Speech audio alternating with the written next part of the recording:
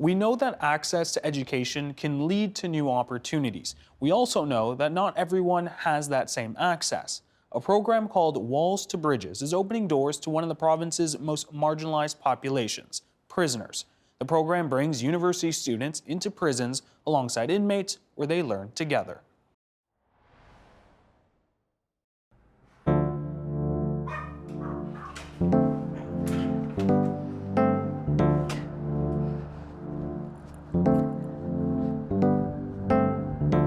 I wake up at 5:10, get ready, have a little something to eat, drink some lemon water. My bags are already packed. I walk the dog and then off to work. I like to get there at 5:45.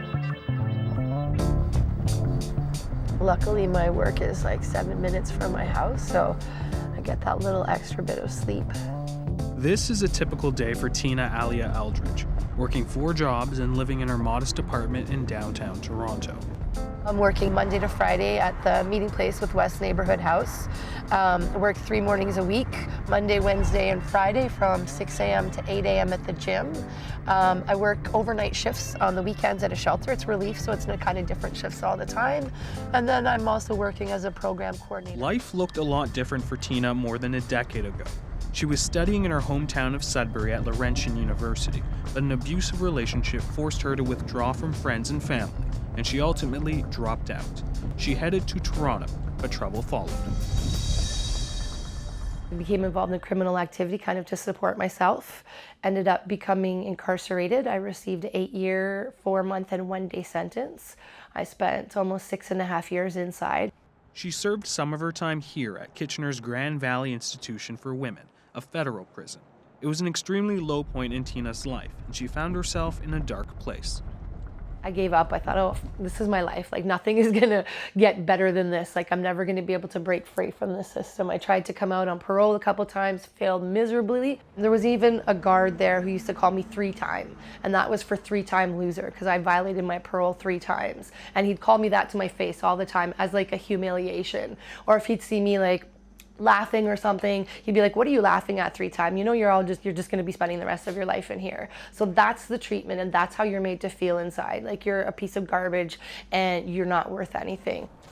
Inmates here at Grand Valley Institution for Women, also known as GVI, have more freedom than they would in provincial jails. Prisoners can cook their own meals, wear their own clothes, work on their high school education, and more recently, earn university and college course credits.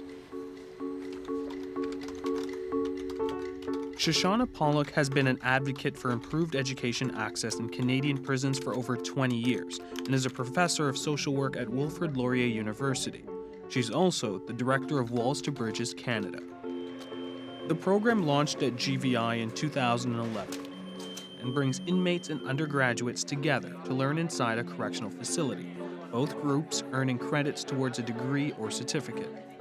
The concept of bringing prisoners and university students together started in the United States through a program called Inside Out. Pollock traveled to Pennsylvania for a 7-day training course, and in the fall of that year, the first course was offered at GVI.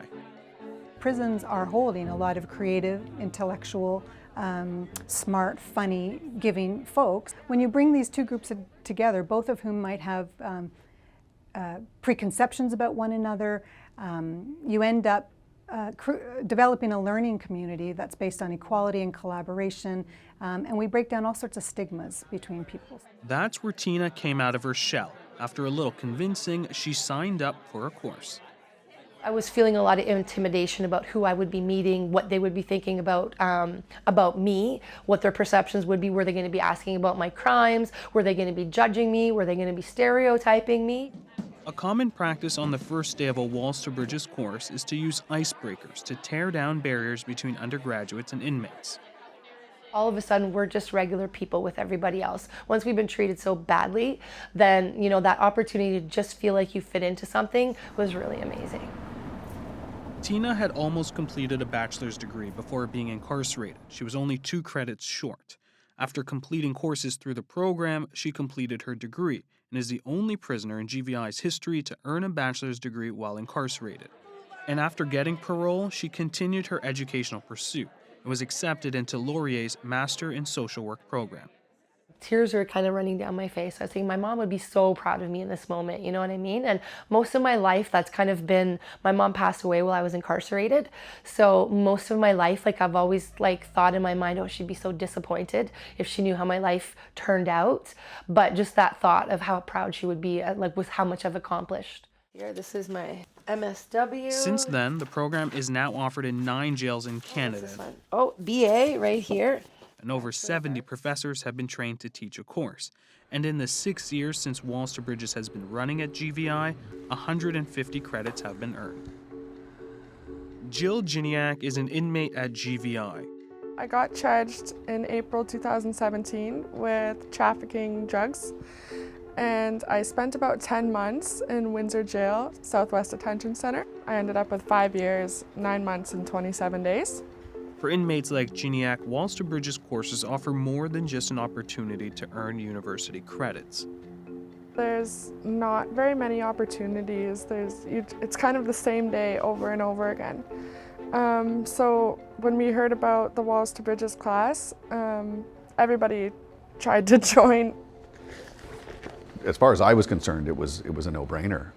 Something that I knew was going to greatly decrease the chance of the women coming back. If they have any access to post-secondary education, you're looking at about a 50% decrease in recidivism. Peter Stewart is the chief of education at GVI and has seen a lot of changes since he first started working in the prison more than 10 years ago. There were a lot of women here who were finishing high school and then had nothing to go into. And there was a great deal of demand from them to further their education even more. Before the program was introduced, the jail was offering correspondence courses, a form of long-distance education where the coursework is done through the mail. For the Walls to Bridges program, the cost for inmates is not paid by the federal correctional system, but through bursaries and private funding from the partnering universities. I rarely had students leave here and do post-secondary after they left here, certainly at the university level, and that has increased significantly since Walls to Bridges has come in. Students have gained that confidence to see that I can do what any of those students in the community can do. Since 2012, the jail has offered 14 different university-level courses ranging in social work, sociology, and gender studies. The program is hoping to expand its courses to include sciences and math. More rain developing in the Pampas. The Walls to Bridges program experience doesn't stop once an inmate is no longer in prison. Tina now works as a program coordinator for Walls to Bridges and still keeps in touch with the people who were there when she needed them. Peter drove all the way to Sudbury. He drove me to Sudbury. We went to my graduation at Laurentian University, and he was also at my graduation from Laurier as well. So within an oppressive system where you don't get a lot of support from people, those key people can really make a difference. Tina was released in May 2013, and she has since gone on to complete her master's in social work, and both Shoshana and Peter were there to witness the achievement. Things have come full circle for Tina.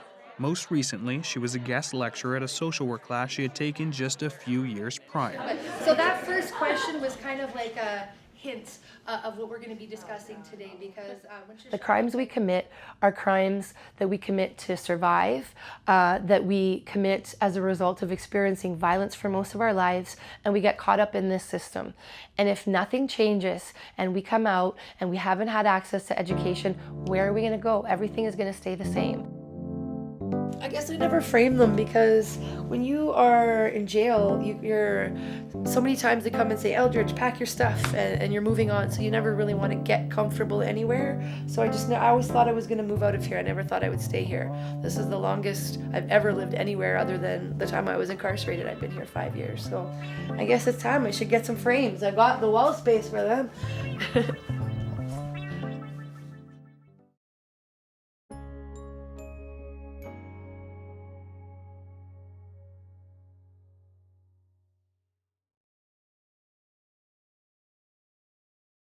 The Agenda with Steve Bacon is brought to you by the Chartered Professional Accountants of Ontario, helping businesses stay on the right side of change with strategic thinking, insightful decisions, and business leadership. Are you on the right side of change? Ask an Ontario CPA.